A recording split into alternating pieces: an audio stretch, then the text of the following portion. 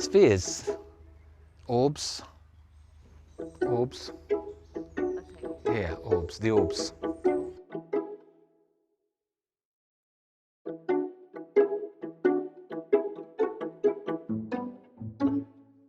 We had beautiful orbs in the landscape because the landscape was a little bit flat.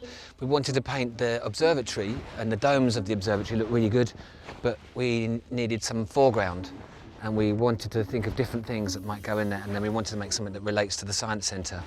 So we built an orrery, a kind of model of the planets. So you get them in a science museum when you're a kid and you wind them up and the planets revolve around the sun.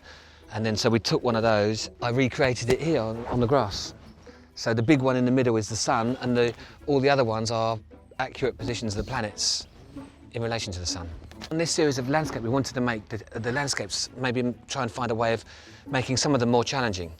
And introducing mirrors and reflections into the landscape is really complex. We made it into something that perhaps it's not permanent, so perhaps we're cheating a little bit of the landscape, but at the same time we're providing a challenge for the artists.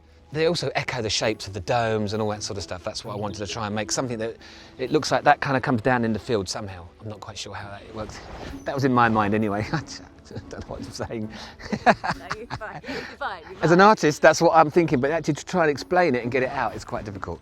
And then to explain it to other people and persuade them that this is what we should be doing was even harder. You know what's interesting about them is that they at the moment, because of the spherical shape, they're reflecting more of the clouds in more of an interesting pattern than the sky is actually doing it itself. So the sky is very like a wash of grey, whereas in the cloud pattern in the spheres you've got more texture and more detail. Yeah. We've got 8 planets and 1 extra. 8 planets and 1 extra. Yeah, 8 planets and 1 satellite. Yeah. Yeah.